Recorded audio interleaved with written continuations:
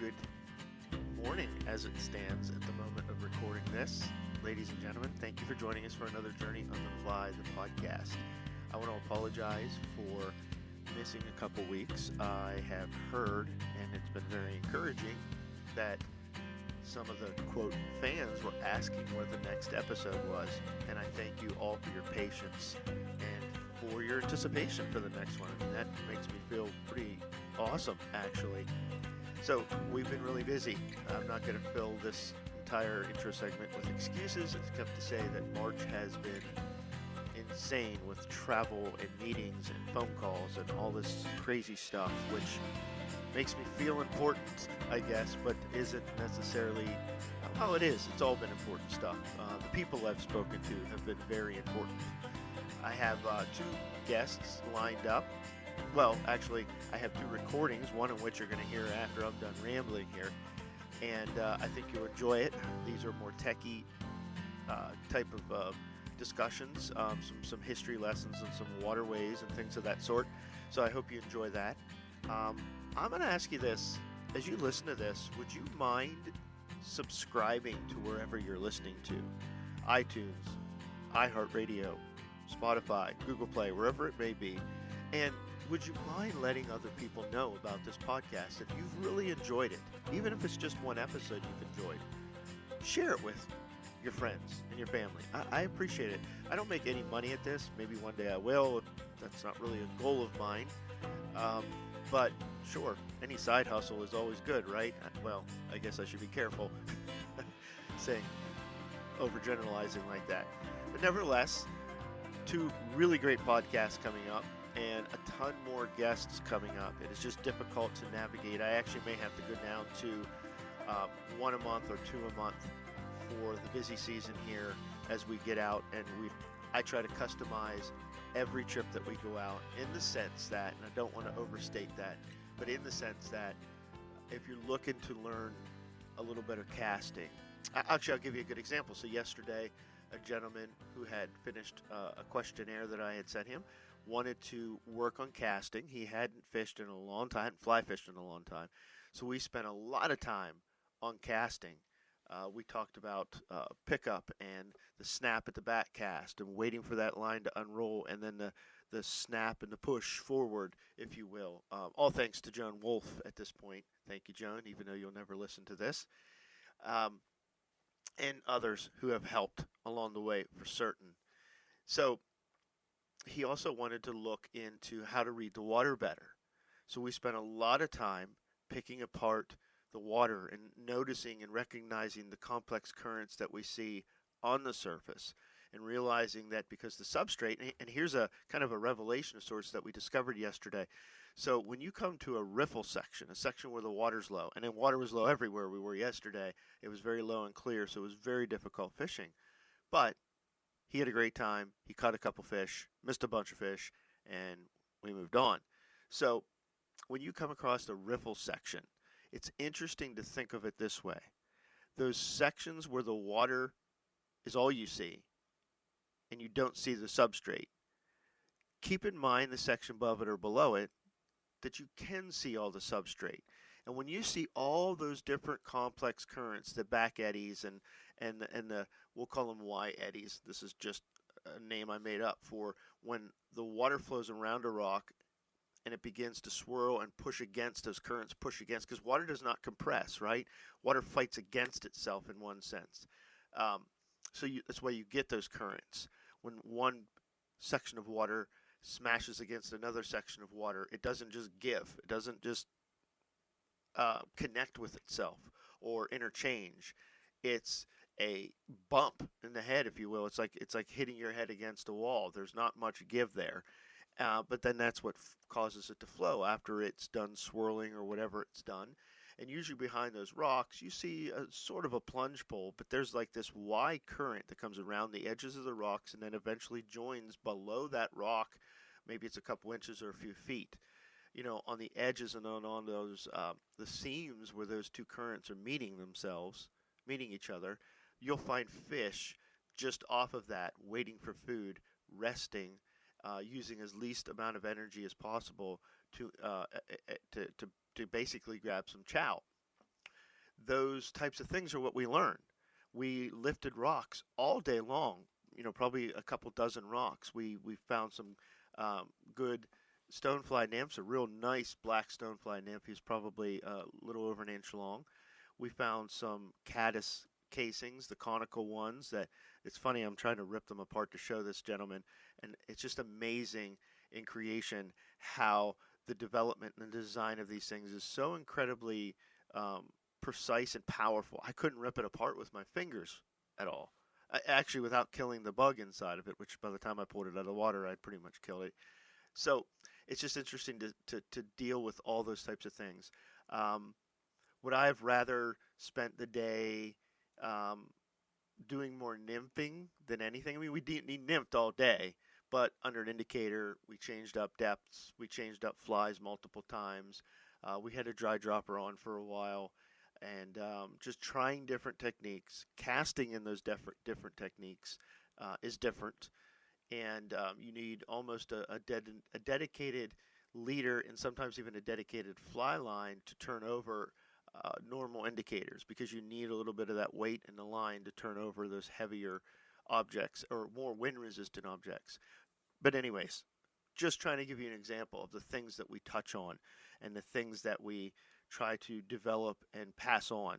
And as I continue to learn and grow from major experts that I have in my life directly and non-directly, and some of you may listen to that. Well, who are those? And I'm keeping those actually under wraps for now, out of respect for the person that a couple people I'm speaking of in particular. But nevertheless, here we are. We got another podcast coming at you. I think you're really going to enjoy this one. Lenny, help me out with your last name here. I think I said it right when I first met you. Is it Lichvar? Well, Lichvar. Lichvar. Okay. Lichvar, yes. That's how we pronounce it. Okay. Although it's been pronounced many other ways as well. So you're the district manager for Somerset, the Conservation District? Well, professionally, yes. My profession is I am the district manager for the Somerset Conservation District. I'm also a professional freelance outdoor writer and book author, and multiple volunteer capacities, including former commissioner for the Pennsylvania Fish and Boat Commission, currently the president of the 17,000-member Pennsylvania Council of Trout Unlimited, and affiliated with many other local and state and regional nonprofits and natural resource conservation organizations that I have various roles in as well. So you are the epitome of multitasking. I'm the epitome of too many irons in the fire that I continually get burned on. Well, I appreciate your volunteer efforts, because I am a person that I'm trying to peel back, such as this conversation will hopefully do, for myself and for others, all the layers of work and efforts and people and projects that go on, so that I can go catch a wild brown trout or a brook trout or a stock trout and hold over, or have another quality fishery to go in and get frustrated on, or whatever. And I appreciate what you're doing, as we say, on the books and off the books for all these different paths that you've chosen to take. Well, how did you land? So, yeah, how did you land in the Conservation District? How did you end up there? Was that a pursuit of passion, or just it kind of worked out that way? Well, it wasn't really planned that way. Most of my life is sort of come to me as it arrived. No, I originally I really got into conservation when I started graduated from college, and started to look around to see. I was an angler, hunter, still am, outdoors, and really never grew up with much information about conservation or the environment. Just grew up learning how to hunt and fish and do that sort of thing. And as I got a little bit older, I started to realize that it wasn't just all about that. That if you were able to do that, you needed to have the resources available to make that happen. And where I live here in southwestern PA, of course, we have a a long history of using the environment for resource extraction, and whether it's underground or on the surface, whether it's forest or water or coal underneath, oil, gas, et cetera, and started to realize that when I was growing up, we used to have to travel a long ways to have clean water. Had plenty of water right. In fact, I grew up along a stream called Queemahoning Creek, relevant to the Queemahoning Tailwater, but I couldn't fish it because it was completely polluted by abandoned mine drainage, and was virtually lifeless, even though I lived along the banks of it. And suddenly that started to dawn on me that why is our water quality and our land scarred from surface mining and underground mining and a whole host of other things, and started to be able to connect with some other local folks that seem to have the same questions as I did as to why is it that way. We went to, we travel, 50 or 100 miles away, and we didn't see some of these same scars and water quality impairments that we had back home, and started to say, well, why is their water and their land available to utilize for resource enjoyment, and back home ours isn't? And of course, we talked to a lot of local folks at that time, and they just said, well, it's always been this way, and it'll always, that's how it's always been. And we started to think and started to realize, well, it couldn't always be this way. It couldn't have always been that way. So I started to be able to connect with some folks who had the same questions I did, and really just got involved with some local volunteer organizations, an old precursor to some of the groups we have now called the Johnstown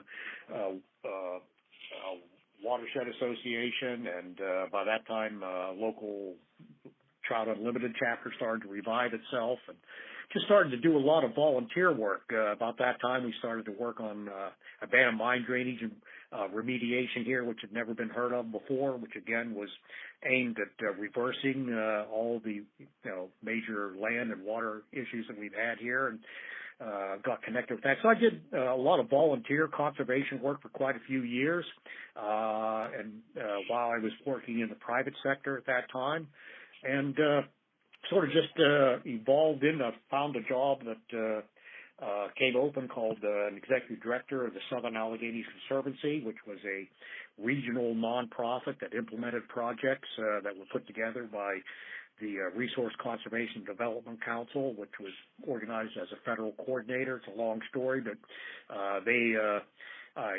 they needed an executive director. I applied for it and didn't get it, finished second, and the person they hired left in about a year and a half. And they came back to me and said, hey, you finished second in the job interview a year and a half ago. Would you like the job?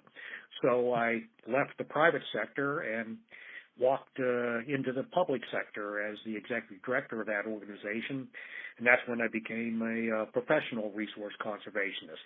And that sort of led me to a few years later when the RC&D and the Southern Allegheny Conservancy fell on hard times as far as being able to sustain itself, and funding and federal funds started to get pulled. I was fortunate enough that the Somerset Conservation District, which I worked for as a volunteer and was connected to the Conservancy and the RC&D that I worked with, because those arenas were built on the regional conservation district. So I knew a lot about the conservation district at that time. They needed a project manager about the same time my executive directorship of the Conservancy was just about to go out from under me.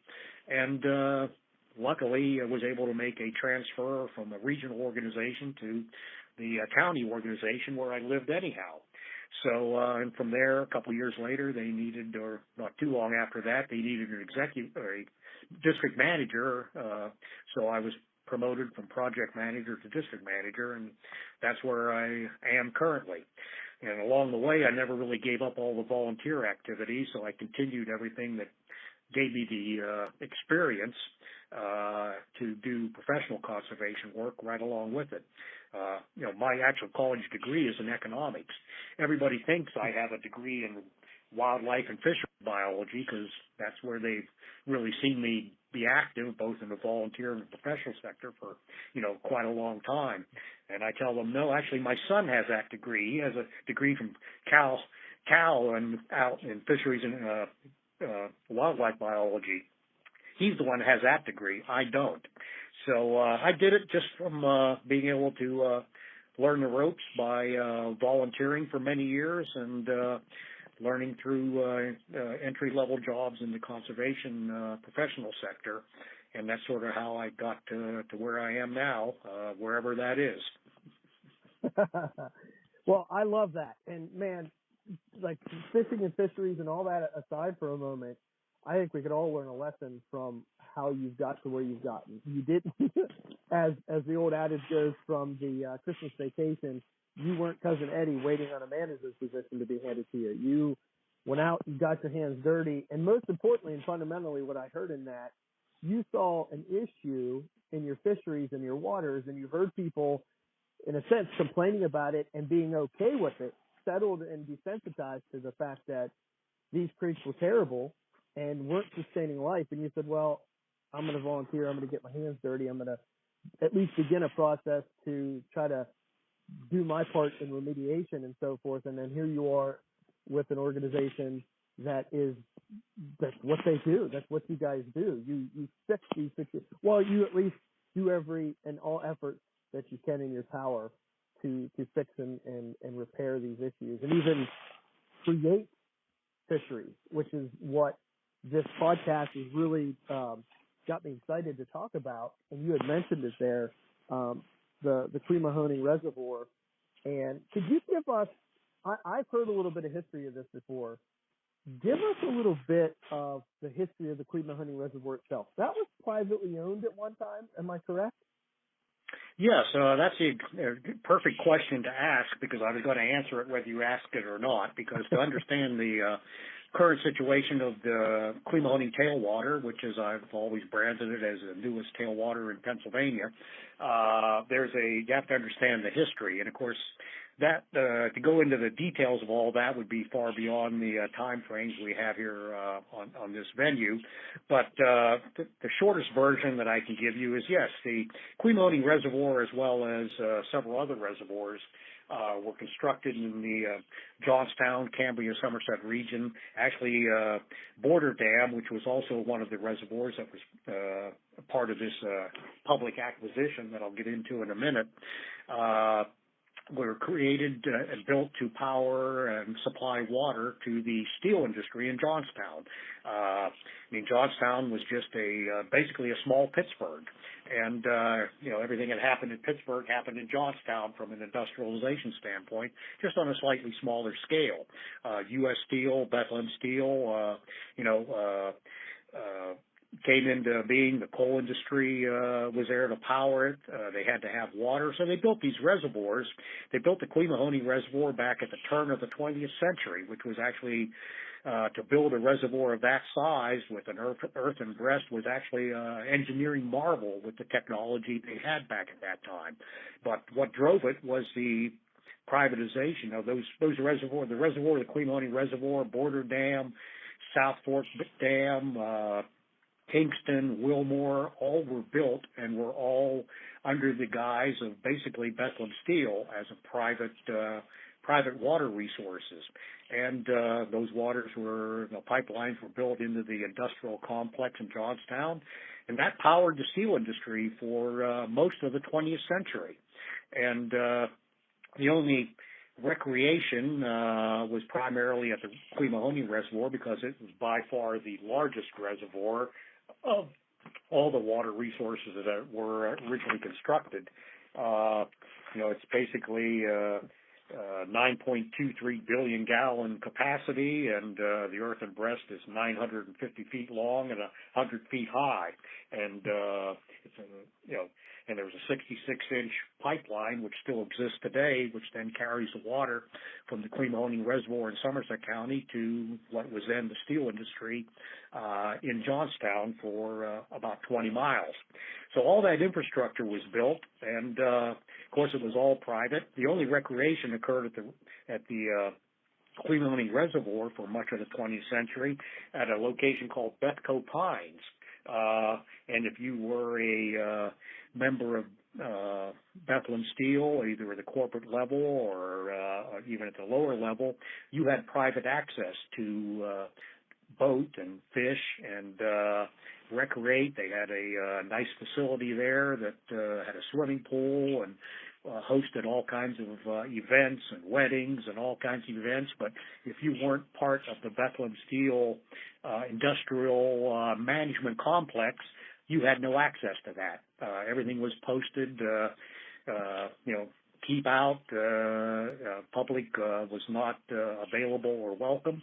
The funny thing was that my grandparents' farm, where my mother grew up, was within sight of the breast of the Queen Dam on the hillside, just adjacent to the Queen Reservoir. So from the time I was an infant on up to, into young adulthood, I could always go to my grandparents' farm and look and see the Queen Reservoir and watch all the hierarchy from Bethlehem Steel go up the road past the farm to enjoy all kinds of entertainment and access and recreation at the reservoir that I could see from the farm, but because, my family wasn't connected with that and we couldn't access any of it. It was off limits to us.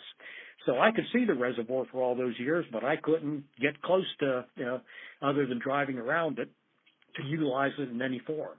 So you fast forward to the mid-1990s, and all of a sudden, the steel industry, domestic steel industry in the United States, of course, Pittsburgh, Johnstown, and the other steel towns, there were many others, of course, in the northeastern United States. Steel industry started to shift to other places where they could get cheaper labor and a whole host of other things. The economic dynamics changed. That's a whole other story that far beyond the context of this venue to go into. But one day, which we knew this was coming, Bethlehem Steel was basically closing down and going to leave the Johnstown region and basically go into oblivion. And we knew this was coming, and fortunately, we had some connections through U.S. Congressman John Murtha, who was a very powerful congressman out of Johnstown. And by that time, we had an organization called the Stony Creek Conemaugh River Improvement Project formed, which is still in existence today, 33 years later, that I'm chaired for 24 years, and I'm currently the vice chairman of. Long story short on that, it was put together to coordinate the abandoned mine drainage remediation efforts that occurred here in the upper Conemaugh River watershed that have brought back 20 to 30 miles worth of fishery in the upper Conemaugh River watershed. And at a meeting back in 1997, a representative from Congressman Murtha's office came to our meeting out of the blue. I was chairing the meeting, and said that Bethlehem Steel's going to leave Johnstown, and they will have up for sale all their reservoirs as well as 5,000 acres of land. Does this organization want to try to find a way to publicly acquire those?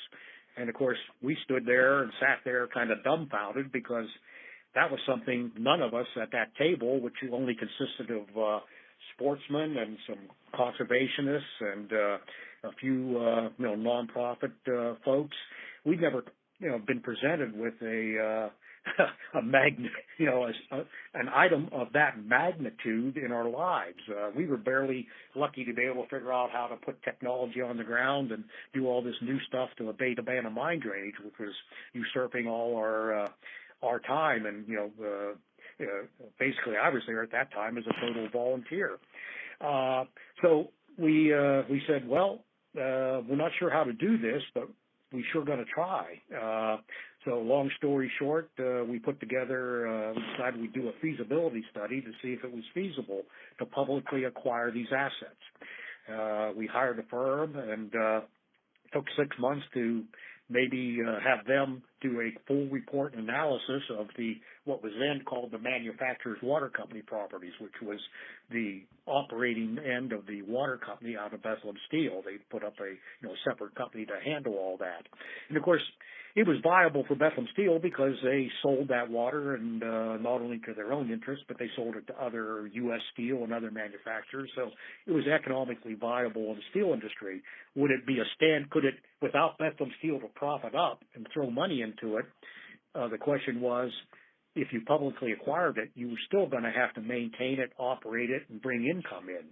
And we didn't know if that was feasible. Well, long story short, the feasibility study found out 6 months later that, yes, it could be feasible to have a public acquisition. Well, we announced that at a public meeting that I coordinated at the local University of Pittsburgh at Johnstown, and I called in every marker I ever had to get people to come to that meeting, including local elected representatives, state representatives, power brokers and decision makers throughout the region, as well as average citizens and sportsmen and recreationalists. And lo and behold, they showed up. And we put a podium up and a microphone, and I was also able, because I was connected in the media then, just like I am now, I was able to get television, radio, newspaper, all the local and statewide media to show up at that. And we had speaker after speaker come up to the microphone and say, we have to publicly acquire this. We were able to get them to say the right things. And that evening and the next day, it was all over the media that there's this big effort to acquire all these water resources and land publicly. And that sort of turned the tide with the county commissioners between Cambria and Somerset counties, because these water reservoirs were in two different counties. Some were in Somerset, like the Quemahoning, others like Hingston and Wilmore and South Fork Dam and much of the other properties were in Cambria County. And oftentimes, two counties in Pennsylvania, they might as well be on two different planets. They rarely cooperate or work together. Well, we were able to turn the tide where the commissioners in both counties at that time said, we're going to do something historic here. We're going to work between the two counties, and we're going to try everything we can to publicly acquire these reservoirs now that some of us have done all the heavy lifting and taken all the risk to prove to them that this could be a viable option. Of course, the main thing was to raise the money. And that's another key component. Bethlehem Steel, although I can't confirm this, I think was arm twisted at the time by certain high-level political powers in Pennsylvania and in the Johnstown area that said, if you're going to leave the area after you've used all their employment and all the people here for almost 100 years to make steel and make huge profits, maybe on the way out of town you ought to leave them a parting gift. And they were getting offers from private interests to buy all these properties, these reservoirs, of multi-millions of dollars. They could have sold them for God knows how much. We in the public sector couldn't match any of those offers. But Bethlehem Steel said, if you can come up with about $6.2 million, because they were under no obligation to sell it to the highest bidder, even though they obviously could, but they were certainly trying to be informed to not have to do that. We were able to come up with $6.2 million through the two counties' effort of securing funds, going into debt, getting bonds. And the other component of that is through the Southern Allegheny Conservancy, where I was executive director at that time. I was able to apply for a $1.5 million Department of Conservation and Natural Resources grant from the state of Pennsylvania for land acquisition. The $1.5 million that I applied for was accepted and put into the pot, which actually made the connection to the $6.2 million that was needed. And actually that grant to this day, to the best of my knowledge, is still the largest grant, land grant, ever in the history of the state of Pennsylvania to acquire public property. That sealed the deal. Bethlehem took the offer, and we were able to put together, and the counties then put together a public authority between the two counties. Again, unheard of, nothing like this in the state of Pennsylvania, with two counties putting together a two-county authority to achieve goals that would benefit the citizens of both counties as a region as well as a state had ever occurred before. This is all history-making stuff that we generated that actually consummated in the creation of the Cambria-Somerset Authority that then assumed ownership of 3 reservoirs, 2 run-of-the-river dams, and 5,000 acres of land publicly.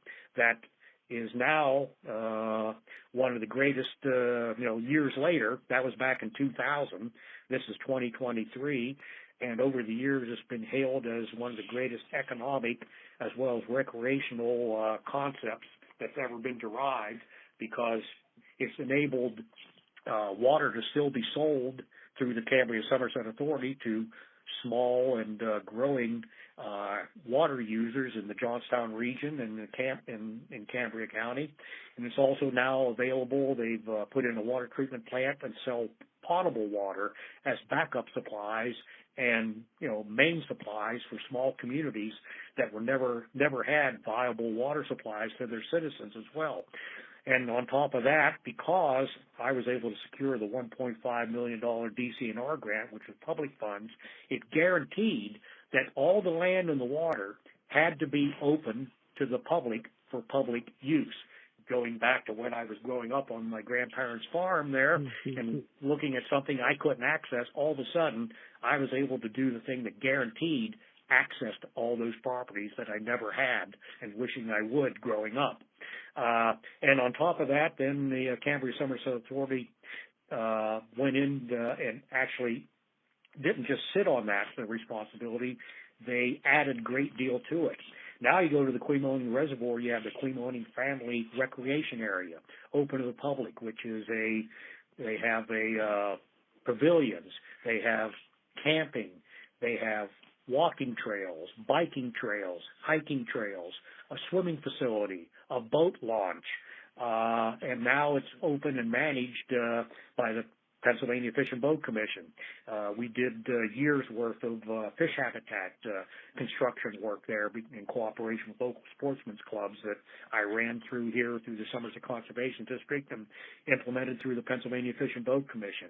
So the fishery is improved. The recreational capacity there is like having a state park in Pennsylvania without actually having a state park in Pennsylvania.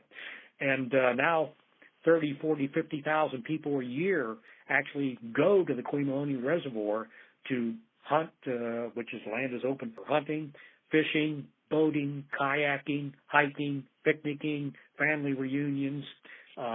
It's a destination point in the entire region that also brings economic vitality into the area. On top of that, they leased part of the area to a private Christian camping facility. So now there's youth from all over the region that spend weeks camping as a component of the recreational facility as well, called an entity called Summer's Best 2 Weeks. So that's been implemented there as well, which brings even more people and recognition and notoriety to the area and usage of the recreational facilities that are at the Quemoning Reservoir. So the long story short on that, which was the long story that I just gave, because it was sold, it had to be re-permitted by the Department of Environmental Protection. That opened up the permitting. So downstream of the reservoir, there's 1.3 miles of Quemoning Creek before it enters the Stony Creek River. The only water that ever flowed into that 1.3 miles, which is now turned into the tailwater.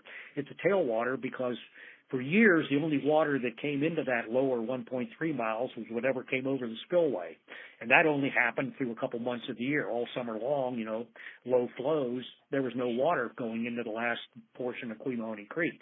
That dewatered Quemoning Creek and also dewatered the Stony Creek because the Quemoning Dam, when it was built 100 years ago, cut off a major tributary to the Stony Creek River. So you had a water quantity major issue that everybody sort of forgot about because the dam was there for so long. The re-permitting of that enabled a cold water conservation release to be implemented out of the Quemahoning Reservoir to restore that historic flow that was robbed from the last portion of Quemahoning Creek and the Stony Creek River for 100 years. And now we have, about 10 years ago, that was put into effect, and now 10.8 million gallons of about 45-degree water flow from the Quemahoning Reservoir down the last 1.3 miles of Quemahoning Creek into the Stony Creek River. That created the cold water flow that you need for a tailwater fishery out of the Quemahoning Dam, which generated an opportunity to enhance the fish habitat in that last portion, and also even importantly, as much as added cold water to the Stony Creek River that had been robbed of for 100 years as well. So that's where really the birth of the cold water, which created the fishery. You have to also understand that 100 years ago when they built the Quemahoning Reservoir, the last 1.3 miles of Quemahoning Creek was completely dredged. So they completely cleaned out all the habitat, all the rock of the 1.3 miles of Quemahoning Creek and just dredged it, so it was like walking on your floor. There was nowhere for fish to hide, to live, or what have you. So not only did they rob the flow, they also desecrated the stream itself. So we got the flow back, and then we had to figure out how we're going to restore some of the fish habitat to really create a viable angling destination point, which is what we've also done for the last number of years in several phases of fish habitat improvements. So I'll stop there at this point and see if you have some more questions. Well, what an incredible wealth of information! Oh my gosh! And thank you, because that makes everything understandable, and it makes everything. How do I want to say it? Chronological in how we think in moving backwards and forwards and how these things come about. I mean, what a truly, honestly, an amazing story. I mean, I personally only just recently really started to get my hands dirty in water conservation and things like that. I started taking a class for Penn State certification and stuff. Not so much for the certification, but more so to get my hands dirty in respect of in contrast to, in respect to how you guys have been doing this, and thank you, because my family enjoys that. We're not from the area. My in-laws don't live in Ligonier, so we do frequent up there, and we make the 28-minute drive over there often to just enjoy the beauty and everything. And I'm thinking there as you're telling that story, and I like how you brought it around full circle, that I was watching and I could see it from my grandma's.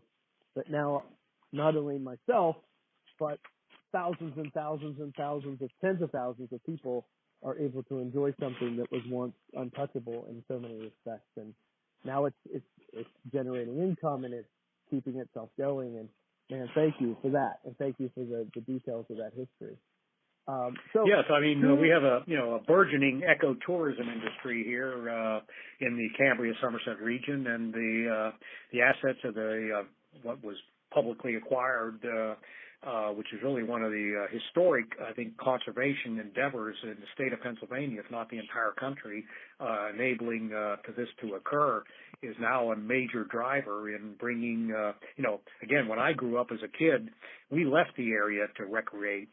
Now the Cambria-Somerset region here in southwestern Pennsylvania is just the opposite. It's where people come. It's now a destination point for all types of outdoor recreation, hunting, fishing, kayaking, boating, bicycling, sojourning, whitewater attractions.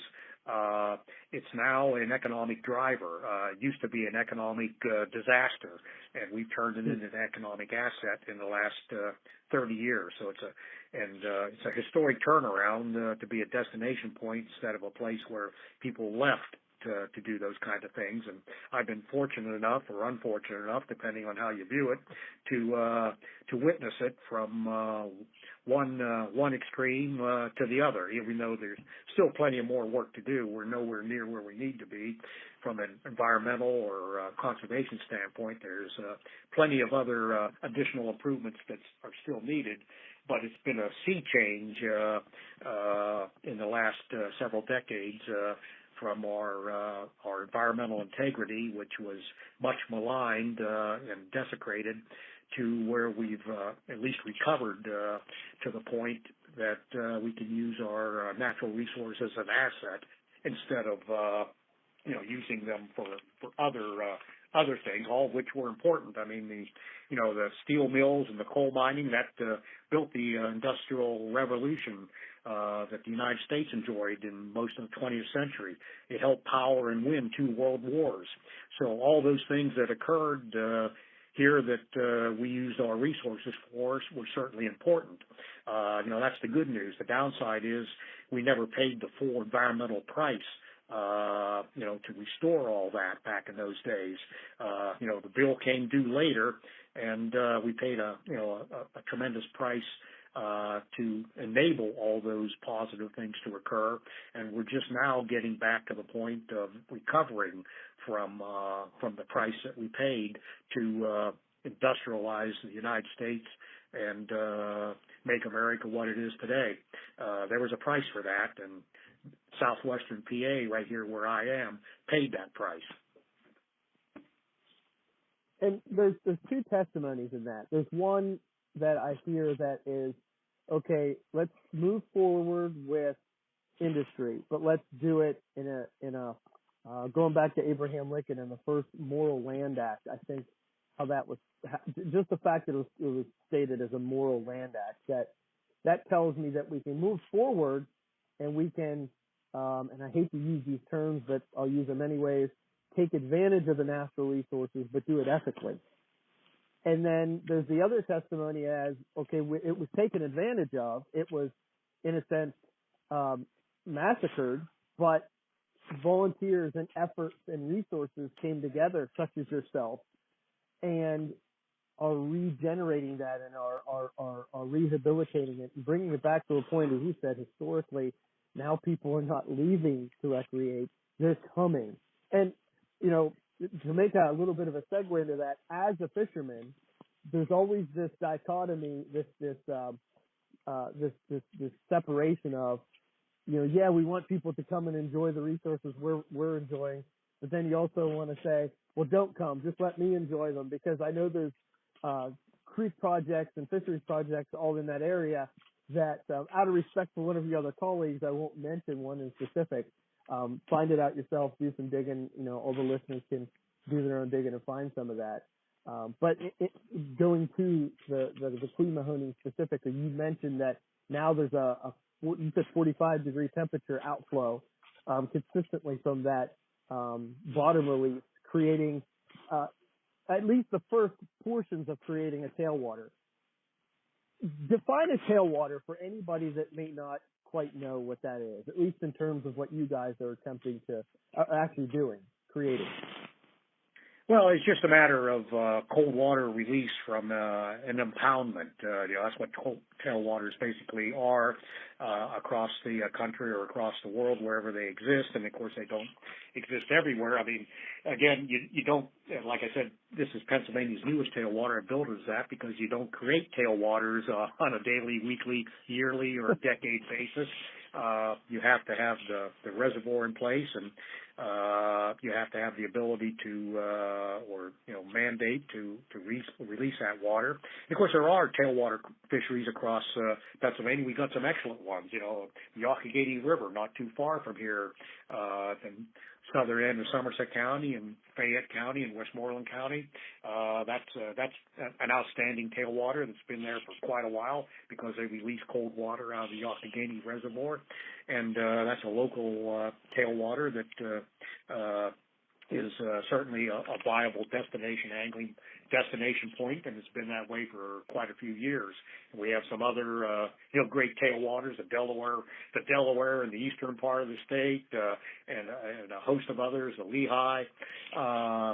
So, it's not unusual, and it's just a matter of the cold water. And it's artificial cold water because, it's not cold water that if those dams weren't there. The dams give and they take. Reservoirs are bad because they dam up and eradicate many miles of good stream flowing water, which is great as far as cold water and trout water is concerned. They've eradicated many, many miles of very viable recreational cold water fishery. That's the bad news. The good news is downstream of some of them, where there's a water release, it generates an artificial flow of cold water where it sort of compensates or restores for what it took away upstream and adds an added component that otherwise wouldn't be there if the dam were not built. So dams are good. Dams can be bad depending on how you look at them, and how they're managed and what they can add to the resource, or they also can take away from the natural resource. Well, and in specific here, the Queen Mahoning, so it's cold water, but it's consistent cold water. And I want to talk about two more things here before we kind of bring this to a close. One is, what does that consistent cold water do to a fishery?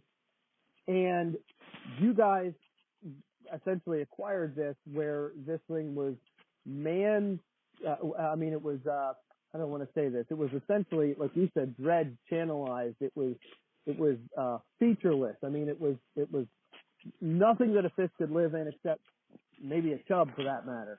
Right. And, yeah. There were fish there, but they were not game fish per se for the most part. Yeah. Yeah. Or So the food base that they need as well. So what does the cold water do to the fishery now that it's flowing? And what are some of the things that you guys have done in the process of creating this? Well, yes. I mean, from a structural standpoint, the cold water, of course, trout are cold-blooded creatures. So, if the water temperatures go into the high 60s, 70s, 80s, cold water fish can't survive. Certainly, cool water and warm water fish can and do survive. And in this tailwater, there are components of warm water fish. There are walleye and pike that actually do exist in this tailwater and have been there for a number of years. But what we tried to do was add a cold water resource with the cold water component. That signaled the opportunity that we could perhaps build a trout fishery to really supplant or at least be a major component of the tailwater.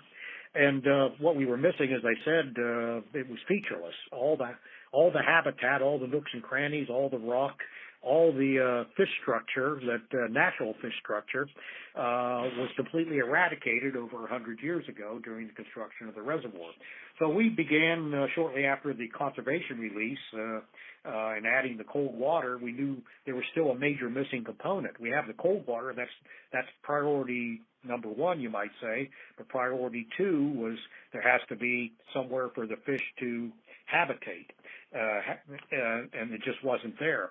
So we actually did three phases. We started, over about 10 years ago, right after the conservation release came into effect, and got some funding from the Foundation for Pennsylvania Watersheds, and did a small project of adding some fish structure, some wood, rock, trying to make some ripple water where it was pretty much featureless, and that seemed to add a little bit of opportunity to have fish sort of sustain there and stay there, but not near enough. So a couple years later, we were able to secure some more funds. We did a phase two in cooperation with the local Mount Laurel chapter of Trout Unlimited.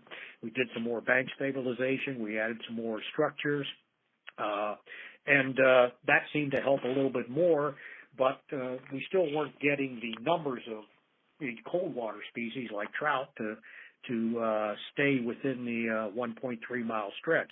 They'd go up for a while, perhaps go back to the Stony Creek River, and were not sustaining themselves in despite the cold water that we had there. So about 3 years ago, we were able through the assistance of the the Foundation for Pennsylvania Watersheds, they were able to secure some federal funds through the Department of Environmental Protection that we needed to do some major abandoned mine drainage reconstruction of passive treatment systems. Along with that, they also said, well, we've got some additional money as part of that package that maybe we could put towards some direct other types of water quality improvements that we know you've been working on. I've worked with the foundation and the executive director, John Dawes, and his assistant there, Brandon Deal, for many years, and they were aware of all our initiatives going on here in southwestern PA through the district and through SCRIP and through Trout Unlimited chapters. So they said, we're going to channel some of this other money to a buffer project, which we implemented on a tributary to the Aquimoni Reservoir, where we planted many acres of trees to protect and enhance a wild trout small tributary to the reservoir. They supplied us money for that, and they also gave us money for the tailwater to do a third phase of habitat work. So that was significant, about $100,000 that they were able to give us, which was by far the largest amount of money that we had for stream improvement work in the tailwater. So we were able to, fortunately, secure about 2,000 tons of river rock, which actually was taken out of the Stony Creek River when another facility was built on the Stony Creek River, a recreational facility, and it was housed in a pile with the local Conemaugh Township supervisors who had like thousands of pounds of rock that they didn't know what to do with. And we said, well, we know what to do with it. They took it out of the Stony Creek River. Let's put it in the Queemahoning Creek and put river rock back in the river. They donated it to us, and with the funding that we had, we were able to truck over 2,000 tons and replace at least a component of what was dredged out of the stream over 100 years ago. That was a pretty impressive feat.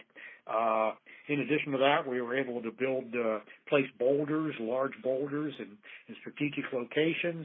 We were able to put cross veins made, with wood and intersplicing with the rock that we had, to add riffle water and additional holding water for trout. We were able to stabilize stream banks, to narrow the stream channel. Instead of widening so much, we could push water together, which, in addition to the cross veins and the riffle and that sort of thing, we're able to add significant fish holding capacity that the tailwater, again, was eradicated from over 100 years ago. So with that third and large phase, we were able to create a lot of diverse riffle habitat, stream bank stabilization, narrowing the stream channel, and just add the rock, the pure rock that fish need to get into nooks and crannies and use to stay away from natural predators, and be able to use also for the aquatic life to attach themselves to, and the food base to also increase, which if you're going to have the fish, you also have to have a food base for them.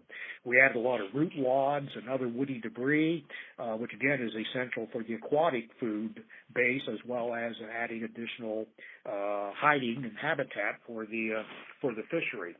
So that component, we just completed that project last year. So we're just going into the first phase of a new angling season with the new habitat in place. Certainly the cold water still in place. And in fact, just this coming week, we're going to be stocking a couple hundred trout in the tailwater. Again, this is still a stock trout facility. Maybe someday, if we have enough clean gravel in the tailwater, maybe we're hopeful that maybe a wild trout fishery may eventually at some point in the future establish itself. But of course, that's not going to happen here in the immediate future. So, and also the Fish and Boat Commission, since the cold water release came in, they've been stocking thousands of fingerling trout, just 2 or 3 inch trout in the tailwater to try to establish a put and grow fishery there that's already been established in the Stony Creek River. So between Fish and Boat Commission fingerling stocking and some adult stocking that we, through local fundraising efforts here in the local community that a friend and I sort of put together, buying fish and adding those to them and using some other innovative funds that we have here in the Conservation District, are attempting to establish a year-round trout fishery that will sustain itself both from a food-based standpoint as well as fish staying there so that it can be available for the visiting anglers as well. So this is very much still a work in progress. This is Clean Running Tailwater is far from a blue ribbon tailwater. It's still, something that needs a number of years into the future to really, hopefully, gel into a real viable destination angling component with resident trout, aquatic hatches, which are just getting underway right now in small scale. So we hope that we started something and ignited something there that will only improve over the coming years and the coming decades. So it's something that didn't exist at all just not that many years ago, that exists today, and we believe will become even better into the future, given the effort and the time and the opportunity that we've now taken advantage of with the cold water reliefs. Also, again, that area where we've done most of the work is owned by the Cambria Somerset Authority. That's open to the public. A bulk of the 1.3 miles is publicly accessible, so that's extremely important. And a partner there, the CSA, has enabled us to do this work. Going back to the acquisition of the properties and being able to mandate that public use component of it. They've been a great partner with us on this, and so that's sort of where it is today. Still very much a work in progress.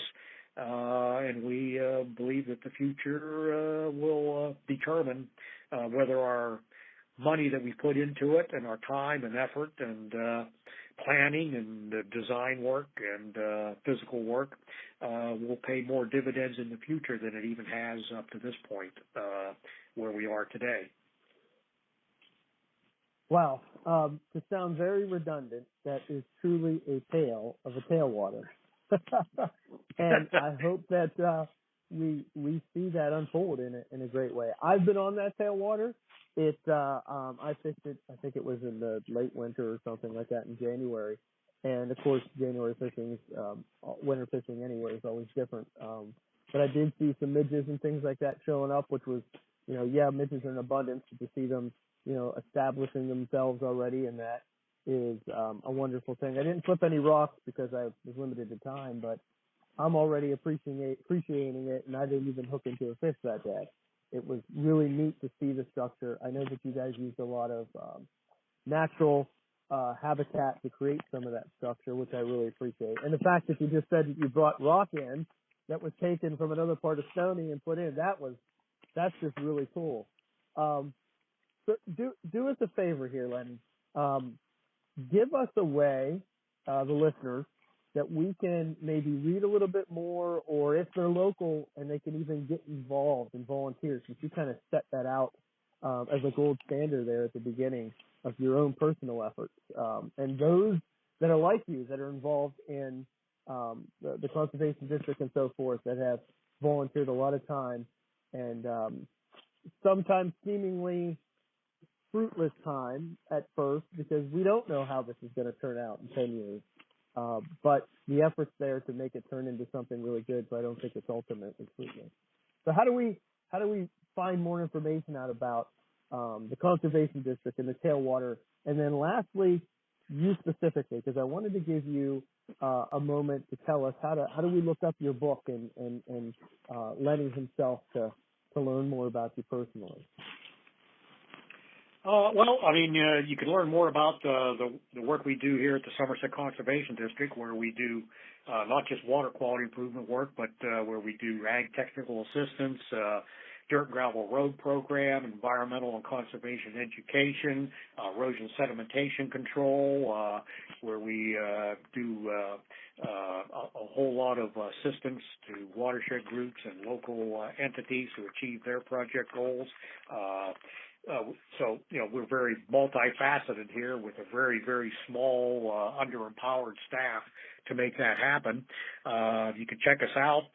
We're just redoing our website right now, so it's a work in progress, but we're at www.somersetcd.com, and you can see what some of our projects are and have been at that website, which we're in the process of updating. Another organization that, as I mentioned earlier, is the Stony Creek Conemaugh River Improvement Project, also known as SCRIP for short. You can learn about that at, let me get the information here. That organization was originally put together to abate the abandoned mine drainage in the region, which the upper end of Queemahoning Creek suffered from that severely, which has been somewhat remediated, as well as the Stony Creek River. But SCRIP has also diversified into many other facets of improving our waterways and is really a membership organization. The Conservation District really isn't, but the SCRIP publishes a quarterly newsletter. We have an active board of directors that I serve on as vice chairman, and you can become a member and understand what we're doing and also get involved from some volunteer standpoints. And you can learn about SCRIP at www.scrippa.org.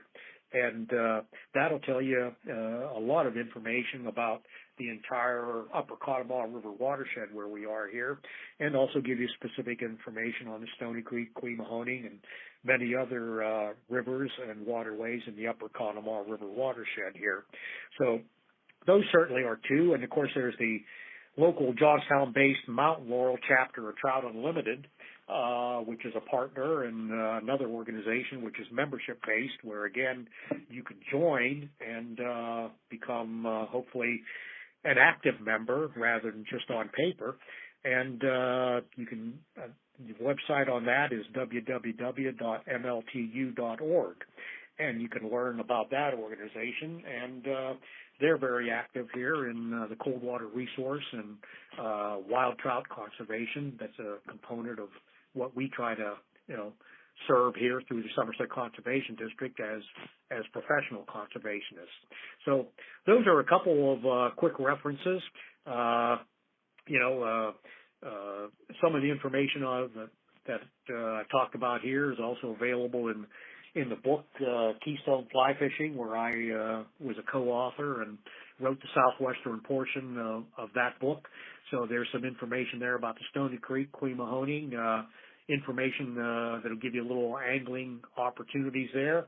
And on some of these websites, we actually have printable brochures on angling in the Upper Conemaugh River watershed, as well as angling on the Stony Creek River, that if you come to our region, will give you a little bit more comfort and understanding of where to go, how to get there, and what you might find when you do arrive from a angling, boating, and recreational standpoint. Well, there you have it, folks. Another Journey on the Fly podcast.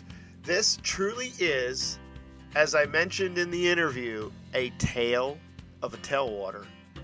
And Lenny is a great dude who has accomplished many things, and it's interesting because it's been a type of life that has been, sure, he's made money doing what he's doing, but it's really been a great service to his community and our local fisheries. And anybody that has read the Keystone Fly Fishing book, that comes highly recommended, especially to new fishermen and fisherwomen, fly fishers.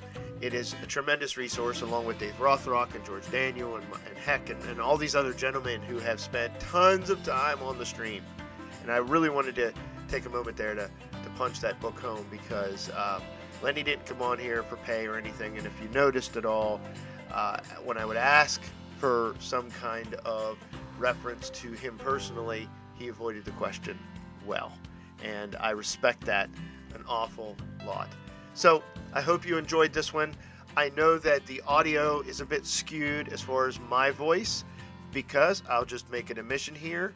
I brought my equipment to one of my jobs. I had the intention of recording it, and I forgot an adapter, so I had to actually do a phone recording directly in and on and through my telephone, and unfortunately you heard the results. It was a bit on the poor quality side, but you heard Lenny, and Lenny was the star of the show. He dropped a lot of data, a lot of history, a lot of good information, and a lot of encouraging respects to his life that should challenge all of us. So friends, the tale of Tailwater. keep looking at Pennsylvania's tailwaters. Keep your eye on the Somerset Conservation District and what they're doing.